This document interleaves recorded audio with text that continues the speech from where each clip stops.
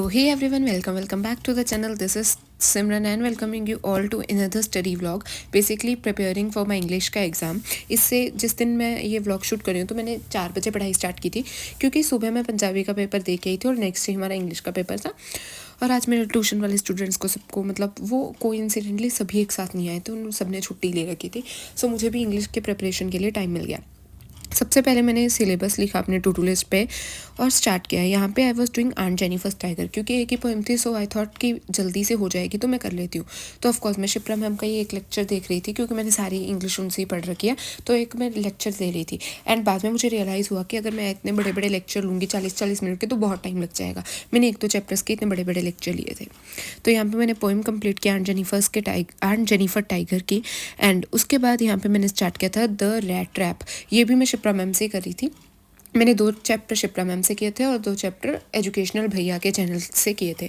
तो मैंने ऐसा कुछ किया था. तो ये द रैट ट्रैप वाला चैप्टर भी बस इजी है. एंड अभी मैं जब इसका वॉइस ओवर कर रही हूँ तो मेरा एग्ज़ाम हो चुका है. And let me tell you exam बहुत अच्छा हुआ मेरा. मतलब ठीक था भाई, हमारा एग्ज़ाम ईजी वगैरह आया था. तो यहाँ पे इतने में मेरा वो भी कंप्लीट हो चुका है द रैट ट्रैप वाला चैप्टर.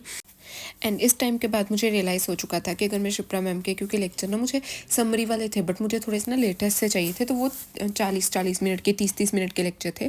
तो मैंने सोचा कि अभी एनिमेशन वाली वीडियोस देख लेती हूँ क्योंकि मैंने पहले तो सारे चैप्टर पढ़े हुए हैं और मेरे पास नोट्स भी हैं. तो मैंने सोचा एजुकेशनल भैया के एनिमेशन टाइम मतलब छोटी सी वीडियोज़ होती है तो वो देख लेती हूँ. तो ये मैं चैप्टर कर रही हूँ on the faces of it. And sorry यहाँ पे मेरे से थोड़ी सी वीडियो रिकॉर्ड हो गई थी. बाद में जब देखा तो मैंने टाइम लैप्स शुरू कर दिया था तो थोड़ी सी वीडियो रिकॉर्ड हो गई तो एडजस्ट कर लेना. यहाँ पे आई थिंक मैंने कपड़े भी चेंज कर लिए थे क्योंकि यहाँ पे चेंज है ना. तो यहाँ पे मैंने कर रही थी on the faces of it. And this chapter is quite interesting. Like Indigo हो गया, ये चैप्टर कुछ इंटरेस्टिंग नहीं इंडिगो वाला. तो मुझे ये चैप्टर इंटरेस्टिंग लगा on the faces of it.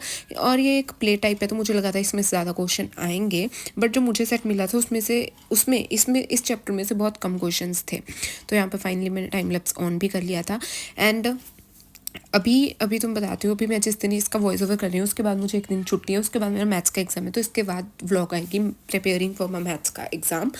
And अभी तक मेरे सारे पेपर अच्छे जा रहे हैं. Not that bad, not that good नहीं कह सकते. मतलब जैसे मेरे हाफ ईयरलीज कैसे उससे तो काफ़ी अच्छे जा रहे हैं मेरे एग्ज़ाम. सो टच वुड नज़र भी ना लग जाए कि अच्छे जा रहे हैं. एंड यहाँ पे उसके बाद मैंने इंडिगो वाला चैप्टर भी स्टार्ट कर दिया था. मैंने एक ही टाइम लैप्स में सब रिकॉर्ड कर दिया था कि इंडिगो वाला चैप्टर भी. एंड इंडिगो वाले चैप्टर का मुझे लगा एक ही वीडियो में है बट एजुकेशनल भैया के चैनल पे भी इसकी 2 पार्ट्स थे. तो पहले मुझे पता नहीं था तो मुझे दोनों पार्ट्स देखने पड़े. वो भी बहुत लेंदी हो गया था काम. बट इस चैप्टर में ना समझने वाली चीज़ें कम और याद करने वाली चीज़ें ज़्यादा हैं. सो यहाँ पे मेरे सारे हो गए थे चैप्टर कंप्लीट. अभी भी ना हमारे ये मैं एग्ज़ाम है ना तुम बता भी दूँ ये प्री बोर्ड्स हैं बट इसमें पूरा सिलेबस नहीं आ रहा. इसे तुम यूनिट टेस्ट ही कह सकते हो इसलिए मैंने लिखा भी नहीं प्री बोर्ड.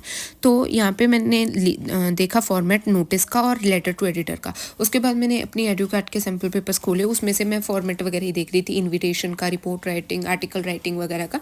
क्योंकि मुझे ऐसा कन्फ्यूज़न हो जाता है ना कहाँ पे लाइन छोड़नी है, कहीं पे बॉक्स बनेगा कैसा कैसा. तो एक बार सारे फॉर्मेट में देख रही थी यहाँ से. तो मैंने क्योंकि मेरे पास ना मैंने सोचा ये लेटेस्ट वाली बुक है तो इस पे सैम्पल पेपर जो सॉल्व ना उसके वाले ही देख लेती हूँ तो उसमें से अच्छा से हो जाएगा. So here I was doing that. And ये मुझे ज़्यादा टाइम नहीं लगा. मैंने आई थिंक रात को 9-10 बजे मैंने सिलेबस सारा कंप्लीट कर लिया था. उसके बाद मैं सो गई थी क्योंकि मुझे सुबह जल्दी पढ़ना था. मैंने सोचा था सुबह एक बार उठ के रिवीजन कर लूँगी बट मैंने नहीं की क्योंकि इंग्लिश तो भाई हो ही गई थी. मुझे इंग्लिश में इतना तो कॉन्फिडेंस था. सो बस मैंने सारे फॉर्मेट्स वगैरह देखे कि कैसे. बट फिर भी आई वॉज नॉट सेटिस्फाइड क्योंकि ना मुझे ऐसा चाहिए था कि खुद एक बार हाथ से भी लिख के एक बार फॉर्मेट पक्के याद हो जाए क्योंकि ये पता ही है कि पेपर में पक्का आएगा ही आएगा.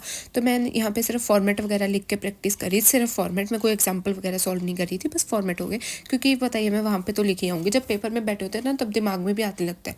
उसके बाद मैं सारे चैप्टर के अपने एक बार NCERT क्वेश्चन की मैंने रीडिंग लगा ली क्योंकि मोस्टली क्वेश्चन NCERT से ही आते होते हैं. And that was a good decision. So that's it for this vlog guys. Hope you guys like this one. If you are new, make sure to subscribe and bye bye, take care.